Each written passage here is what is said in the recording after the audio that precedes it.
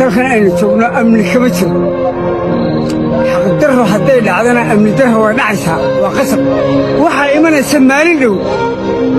waxay ka hadlaan ina kaaniyeela bixi kocacde madaxtooyada somalilan iyo isteed hawska guriga xabaalaha dhinaciisa ku yaallaa kocacde noqon doona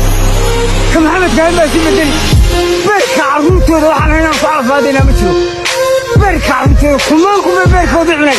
beerkii shaaru bixuneen beerkii meere cajiib bixuneen beerkii xasaraar bulle cuneen beerkii farxan dulmane cuneen beerkii afcadeeye cuneen waxaanu ka noolay habiil bay cuneen habiil